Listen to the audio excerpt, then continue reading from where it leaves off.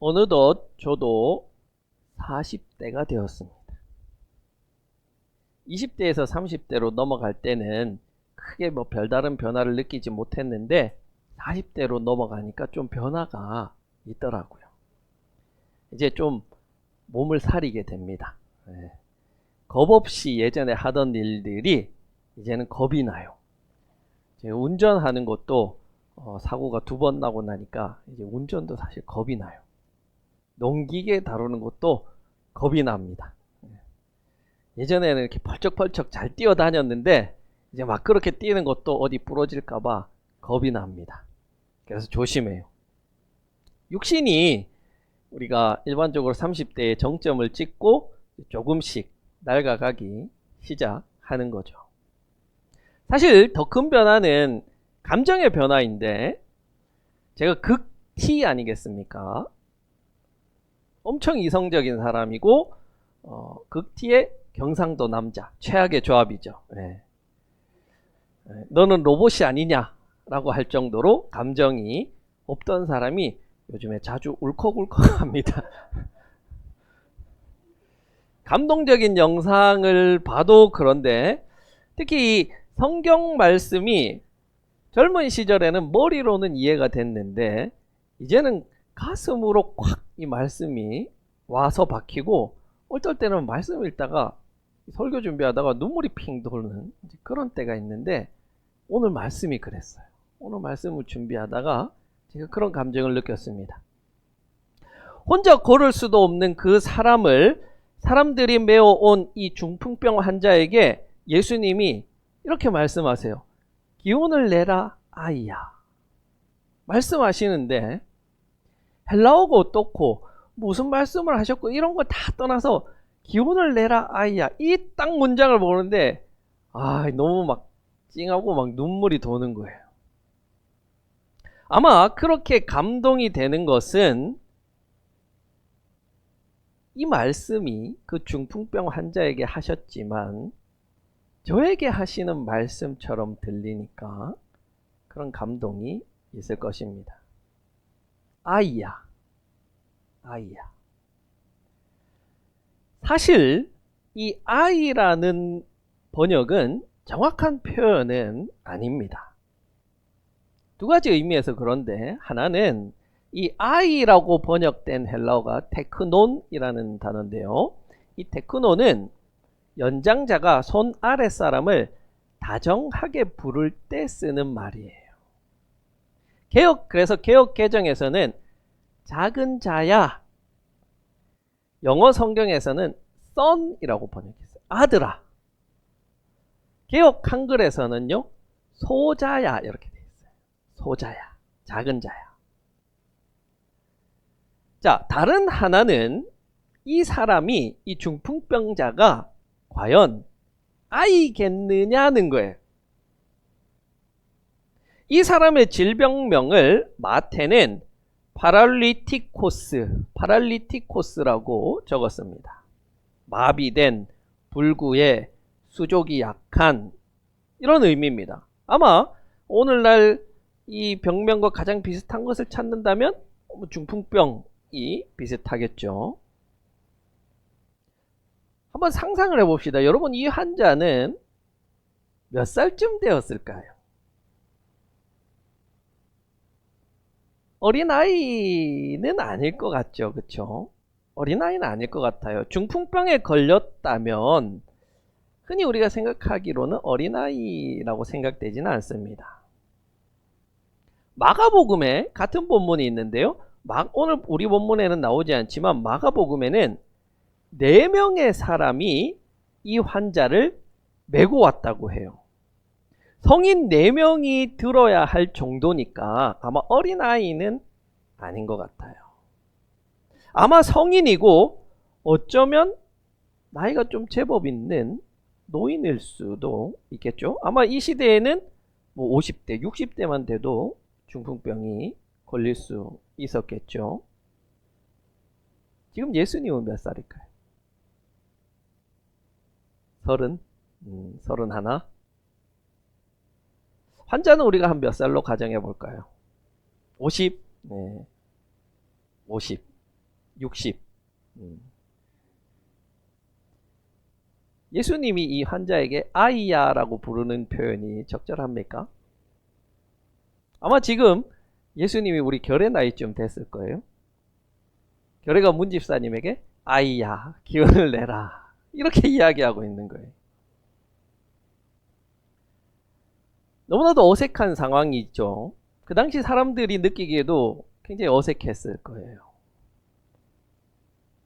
근데 예수님은 지금 이 노인을 아이처럼 보고 계시는 거예요. 저희 장모님이신 우리 조명의 권사님은 찾아뵈면 귀에 피가 나도록 하시는 이야기가 있어요.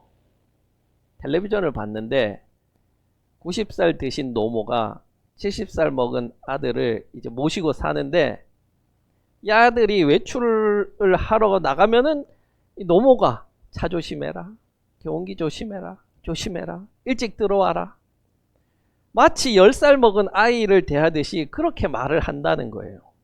자식이 아무리 나이가 들어도 어머니 아버지가 보기에는 물가에 내놓은 아이와 같이 걱정되고 그것이 부모의 사랑이다, 그렇게 말씀하세요. 저는 예수님이 중풍병에 걸린 이 노인에게 아이야 라고 부를 때 마치 그 90살 되신 노모가 70살 먹은 아들을 아이야 라고 부르는 듯한 그런 감정을 느꼈습니다. 어때요? 여러분도 그렇게 생각되십니까? 예수님이 보시기에는 10살짜리 꼬마 아이나 60살의 중풍병에 걸린 환자나 자기 어머니인 마리아나 다 너무나도 작고 연약한 아이처럼 보이는 거예요. 아무리 자식이 나이가 들고 성장하고 부모보다 돈을 잘 벌고 출세하고 덩치가 커졌다고 하더라도 아이는 아이죠. 자녀를 위해 모든 것을 헌신하는 부모 마음에는 자녀가 아무리 장성해도 아이인 겁니다. 하나님은요, 우리를 그렇게 보고 계시는 거예요. 부모가 장성한 아들과 딸을 아이처럼 대하듯이 예수님은 중풍병 환자를, 여기에 노년으로 접어든 우리 교인들을, 이제 막 세상 밖으로 나가는 우리 청년들을 아이야 라고 부르십니다. 어떨 때는요, 좀 귀찮다는 생각을 하기도 해요. 이해는 하지만, 아니 이제 나도 나이가 40살이 됐는데, 이제 나도 좀 세상물 좀 먹었고 좀 알만한데, 사회적 지위도 있는데, 나도 이제 자식이 있는데, 마냥 어리게만 보고 걱정하는 부모를 보면 아유, 저렇게까지 하셔야 되나, 이제는 내가 좀 알아서 할게요. 하나님, 제가 목사입니다. 저도 좀 압니다. 제가 알아서 할게요. 이 정도면 알아서 잘 하잖아요. 하나님은 시시때때로 그 노모처럼 우리의 삶에 간섭하셔서 말씀하시고 책망하시는 것이 못마땅하기도 합니다. 그러나 이제 우리가 나이가 먹었다고 부모가 없어도 되고, 나이를 먹었다고 사랑받지 않아도 되는 것은 아니죠. 투정도 좀 부리고 힘듭니다 고백할 때도 있어야 되고, 그렇게 하는 것은 없어 보여도 항상 그 자리에 계신 분으로 인하여 용기가 나고 힘이 생기기도 하는 것이죠. 우리가 철이 들지 않았을 때는 어른들이 나를 인정해 주지 않고 아이라고 부르고 무시하는 것 같아서 싫었어요. 잔소리 같았어요. 그런데 철이 들고 나서 나이가 들어가면서 그것이 사랑이라는 것을 깨닫습니다. 그래서 나는 어른이 되고 싶기보다는 마냥 부모의 사랑을 받는 아이가 되고 싶은 거예요. 그때가 좋았지. 아무 걱정 없었다. 그때가 좋았지. 그러는 거예요. 그래서 우리는 아이야 부르는 예수님의 음성에, 예수님, 그래요, 저는 아이예요. 하나님, 저는 여전히 사랑받아야 되고 위로받아야 하고 격려받아야 하는 너무나도 작은 자예요. 주님의 자녀입니다. 여러분 고백할 수 있기를 원합니다. 그렇게 고백하는 자에게 하나님은 부모가 자녀에게 주는 그 큰 사랑과 은혜를 주십니다. 그러나 하나님 이제 나 다 컸어요. 하나님 별로 필요 없어요. 하나님 없어도 나 잘 살 수 있어요. 하는 이에게 부모가 무엇을 줄 수 있겠습니까? 우리는 먼저 하나님 앞에, 예수님 앞에, 성령님 앞에 하나님 저 너무 아이예요. 저 맨날 이렇게 상처받고 아파하고 쓰러지는 주님의 사랑이 필요한 아이예요. 주님 은혜가 필요해요. 우리의 연약함을 고백할 수 있기를 바랍니다. 그렇게 연약하고 나의 작음을 고백하는 이에게 예수님이 말씀하세요. 기운을 내라. 이것 또한 문자 그대로의 번역은 사실 아닙니다. 여기에서 사용된 단어는 다르세이, 다르세오라는 단어예요. 이 단어는 어떤 의미냐면 히브리어 야레, 두려워하다예요. 두려워하다의 반대말로 쓰이는 단어입니다. 그러니 이 단어의 의미는 두려워하지 말라, 걱정하지 마라, 무서워하지 말라는 거예요. 여러분 지금 중풍병 환자에게 예수님이 아이야 두려워하지 마라 이렇게 말씀하세요. 그런데 이 환자는 도대체 무엇을 두려워하고 있다는 걸까요? 무엇을 무서워한다는 걸까요? 아, 내가 중풍병에 걸렸어. 이제 죽겠다. 아이고 무섭다. 물론 중풍병으로 서서히 죽어가는 것이 두렵겠죠. 그런데 그 시대를 한번 생각해 보십시오. 중풍병으로 죽어가는 사람이 이 사람뿐이겠습니까? 누구나가 다 중풍병 걸리면 죽는다 생각하는 거예요. 이 사람만의 특별한 감정은 아닐 겁니다. 그렇다면 도대체 무엇이 이 사람을 두렵게 했냐는 거예요. 무섭게 했냐는 거예요. 그것은 아마도 죄로 인해서 병이 걸렸다는 생각이, 시선이, 손가락질이 이 사람을 무섭게 했던 것 같아요. 자, 먼저 자기 스스로 그렇게 생각했을 수도 있을 겁니다. 예수님은 지금 이 병자를 그냥 고쳐줄 수도 있어요. 병아 나아라, 떠나가라. 그럼 그냥 고쳐줘요. 그런데 예수님은 굳이 이 사람에게 죄사함을 선포했다는 거예요.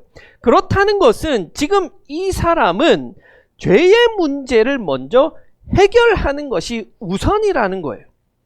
다른 사람들은요, 어떤 사람들은 그냥 고쳐주셨어요. 죄의 문제를 언급하지 않으셨어요.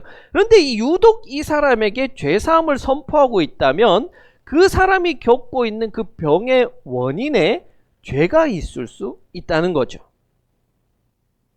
물론 오늘날에 죄 때문에 병이 온다? 내가 잘못해서 문제가 생긴다? 이건 절대로 아닙니다, 여러분. 내가 교회 생활을 열심히 안 해서 사업이 망했다? 내가 기도를 안 해서 내 자식이 잘 안 됐다?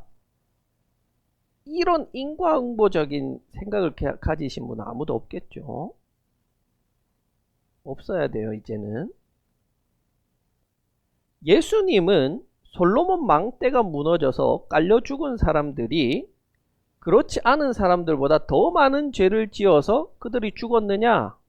아니라고 말씀하세요. 2010년대에 일본에 쓰나미가 몰려서 수많은 사람이 죽은 것도 그들이 우리보다 악해서 때문이 아닙니다. 이번 수해로 많은 분들이 목숨을 잃었는데 그들이 우리보다 더 많은 죄를 지어서 그렇게 된 것이 아니에요. 어떠한 인과관계가 없습니다. 그런데 아직도 이런 생각을 가진 사람들이 있는데 예수님 시대에는 얼마나 이런 틀린 생각을 가진 사람들이 많았겠습니까? 그러니 스스로 내 죄 때문에 내가 병에 걸렸구나 라고 이 환자가 생각했을 수도 있을 것입니다. 다른 하나는 중풍병자 본인이 내가 죄를 지어서 내가 병에 걸렸다 생각했을 수도 있지만 본인은 그렇게 생각하지 않을 만큼 열심히 살았는데 주변 사람들이 아니 저 사람은 얼마나 큰 죄를 지었길래 하나님이 저런 벌을 내리셨지? 하나님이 저렇게 고통스럽게 하지? 손가락질하고 험담했을 수도 있습니다. 그것으로 인해서 중풍병자는 좌절하고 낙담하고 내가 이것을 고쳐야겠다는 생각조차 포기했을 수도 있을 것입니다. 자기의 질병이 자기를 포기하게 만드는 거예요. 제가 올해 시골에 들어가서 농사를 지으면서 저희 시골 동네에 중풍병 환자 분이 계셔서 가까이서 보고 또 한 집사님이랑 자주 도와드리러 갔어요. 침대에서 떨어졌다고 하셔서 올려드리러도 가고 옷도 갈아입혀 드리러 가고 그렇게 집에 가서 중풍병 환자를 보면서 느낀 제 감정은요, 비참함이었어요. 불쌍이 아니에요. 비참이었어요. 여러분, 몸의 병이 마음의 병이 되고 영혼의 병이 되고 죄의 병이 되는 거예요. 실제로 그렇습니다. 우리나라 통계에 따르면 스스로 목숨을 끊는 사람의 90%는 질병을 가지고 있는 사람이라는 거예요.